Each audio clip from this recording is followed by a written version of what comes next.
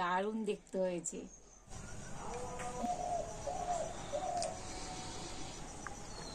নমস্কার বন্ধুরা, রূপা রন্ধনশালায় আপনাদের সকলকে স্বাগত জানিয়ে তো আরো একটা নতুন রেসিপি শুরু করছি। তো বন্ধুরা, আজকের আমি একটা দুর্দান্ত স্বাদের পিঠে বানাবো। আর আজকের আমি ইলিশ মাছের পেটি পিঠা বানাবো। আর এই পিঠাটা বাড়িতে থাকায় উপকরণ দিয়ে করে নিতে পারবেন। তো আপনাদের হাতের কাছে ময়দা, সুজি, চালের গুঁড়ো যাই থাকুক না কেন, সেটা দিয়েই কিন্তু আপনারা খুব সহজে এই ইলিশ মাছের পেটি পিঠাটা বানিয়ে নিতে পারবেন। আমি আজকে এই পিঠাটা চালের গুঁড়ি দিয়ে বানাবো। তো বন্ধুরা, আপনার সঙ্গে থাকুন আর প্রথম থেকে শেষ পর্যন্ত পুরো রেসিপিটা দেখতে থাকুন। তো আশা করি আজকের রেসিপিটা আপনাদের ভালো লাগবে। আর আজকের আমি এই ইলিশ মাছের পেটি পিঠার জন্য এখানে নিয়েছি নারকেল। তো বন্ধুরা, প্রথমে আমি নারকেলটা ফাটিয়ে নেব।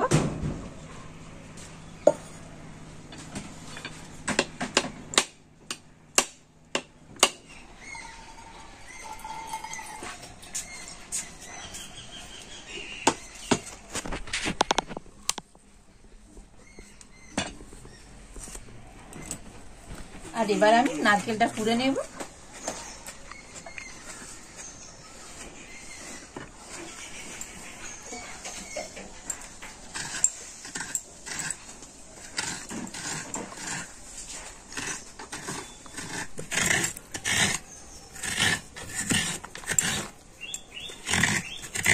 নারকেলটা তো কুড়ে নিয়েছি, আর এখন আমি নারকেলের পুর তৈরি করে নেব। তো কড়াতে আমি এখন নারকেল কুড়োটা দিয়ে দিচ্ছি।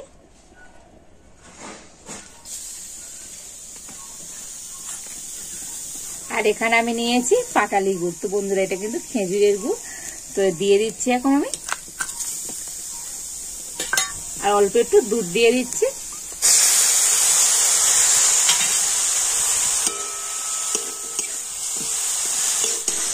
তো দেখুন, গুড়টা কিন্তু খুব ভালোভাবে গুলে গিয়েছে।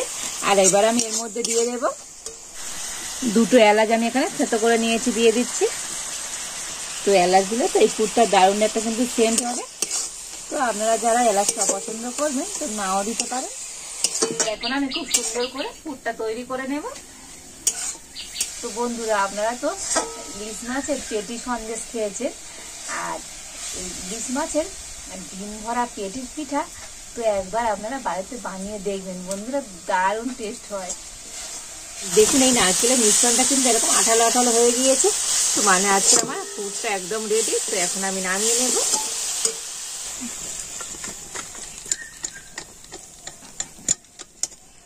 আর এবার আমি কড়াইতে দিয়ে দেব দুধ। তো বন্ধুরা, এখানে আমি গরুর দুধ নিয়েছি। তো দুধটা এখন কড়াইতে দিয়ে দিচ্ছি। আর আপনাদের কাছে যদি গরুর দুধ না থাকে তো আপনারা গুঁড়ো দুধও জলে গুলে ব্যবহার করতে পারেন। আর এখন আমি এই দুধের মধ্যে সামান্য পরিমাণ লবণ দিয়ে দিচ্ছি। আর এখন আমি দুধটা ভালো করে ফুটিয়ে নেব।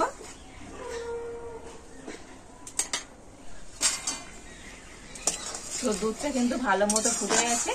আর এখন আমি দিয়ে দেবো চালের গুঁড়ি। তো এটা কিন্তু আতপ চালের গুঁড়ি। চালটা আমি ভিজিয়ে রেখে আর গুঁড়ি করে নিয়েছি। আর এই বাটির মাপে আমি 2 বাটি চালের গুঁড়ি দিয়ে দিচ্ছি।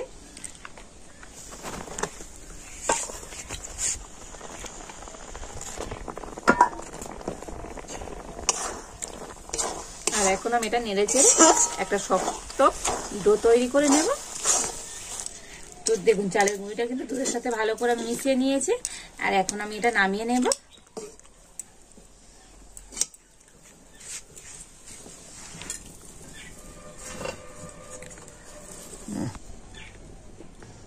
এই মিশ্রণটা কিন্তু আমি একটু হালকা ঠান্ডা করে নিয়েছি। তো একেবারে ঠান্ডা হয়ে যায়নি, একটু গরম আছে। তো এই অবস্থায় কিন্তু হাত দিয়ে ভালো করে মেখে নিতে হবে।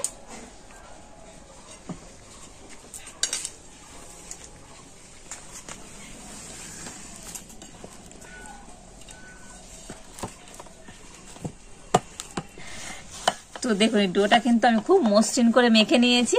আর এখন আমি এর থেকে লেচি কেটে নেব। তো বন্ধুরা, লেচি কেটে নিলে কি হবে, তো সমস্ত পিঠেগুলো কিন্তু একই রকম সাইজের হবে। তো আমি এইরকম সাইজের লেচি কেটে নিচ্ছি। তো এই সবগুলো লেচি আমি কেটে নিয়েছি। আর এবার আমি হাতে একটু ঘি লাগিয়ে নিচ্ছি। তো হাতে আমি একটু ঘি লাগিয়ে নিয়েছি। আর এবার একটা লেচি আমি নিয়ে নিচ্ছি। তো হাতে এইরকম আমি একটু লম্বা করে নিচ্ছি।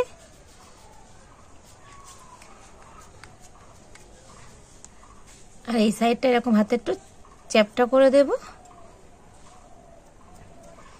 আর এই দিকটা এরকম এরকম সুত মতো করে দেব। তো দেখুন এইভাবে আমি করে নিয়েছি। আর এবারে আমি একটা ছুরি দিয়ে এই মাঝখানটা কিভাবে কেটে দেব।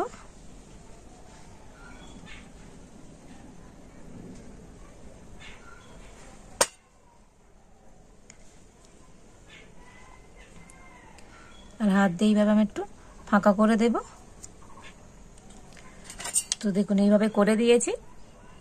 আর এই উপর দিকটা এইভাবে আমি ছুরি দিয়ে এইভাবে দাগ করে দেব। তো দেখুন হাত দিয়ে এরকম মাছের পেটির মতো আমি শেপ করে নিয়েছি।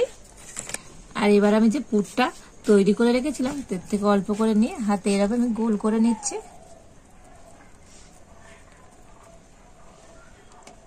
তো দিয়ে দিলাম। তো বন্ধুরা দেখুন ইলিশ মাছের ডিম ভর্তি পেটি তৈরি হয়ে গেল।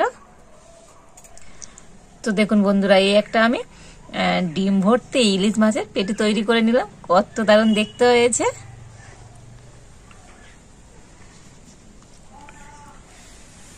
তো আরো একটা করে আপনাদের দেখিয়ে দিচ্ছি। তো বন্ধুরা বানানো কিন্তু খুবই সহজ।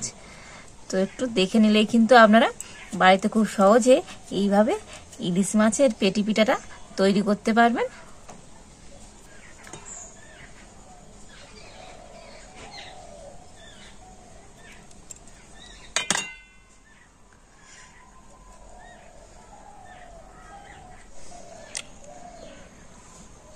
তো এই একটা পেটি তৈরি করে নিয়েছি। আর আবার আমি মাঝখানে এইভাবে পুর দিয়ে দিচ্ছি।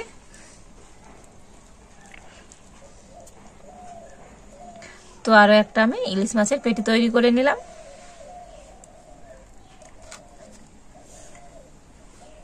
আর এইভাবে সমস্ত পিঠেগুলো আমি তৈরি করে নেব। তো এই সমস্ত মাছের পেটি পিঠাগুলো আমি তৈরি করে নিয়েছি। আর কত দারুণ দেখতে হয়েছে দেখুন বন্ধুরা, দারুণ দেখতে হয়েছে। আর আমি এরকম একটা ছিদ্র করা থালা নিয়ে নিয়েছি। আর এই থালাটায় আমি একটু সাদা তেল ব্রাশ করে দেব। তো এই সাদা তেল আমি ব্রাশ করে দিয়েছি। আর এবারে আমি ওই পিঠাগুলো এর উপরে দিয়ে দেব।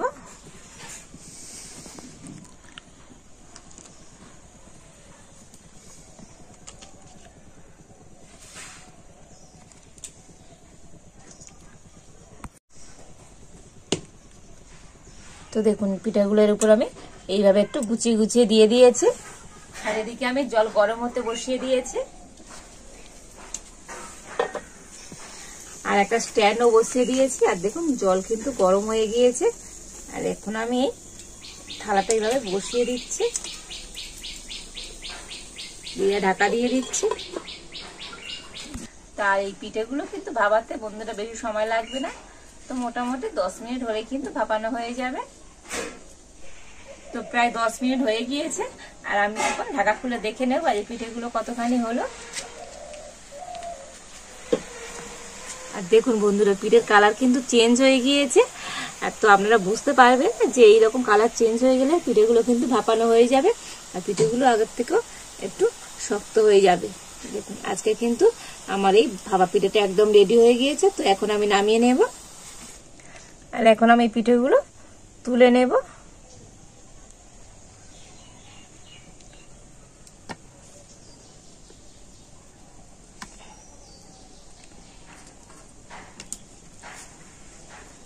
আর বাকি পিঠেগুলো আমি এইভাবে ভাপিয়ে নেব। তো এই সমস্ত আমি মাছের পেটি পিঠাগুলো তৈরি করে নিয়েছি। তো বন্ধুরা আপনারা তো বাড়িতে অনেক রকম পিঠা বানিয়ে খান। তো আমার মতো করে এরকম এই মাছের পেটি পিঠা একবার বানিয়ে দেখবেন বন্ধুরা, দারুণ হবে। আর আজকের আমি এখানে নিয়েছি খেজুর গুড়। আর খেজুর গুড় দিয়ে আমি আজকের এই মাছের পেটি পিঠা খাবো।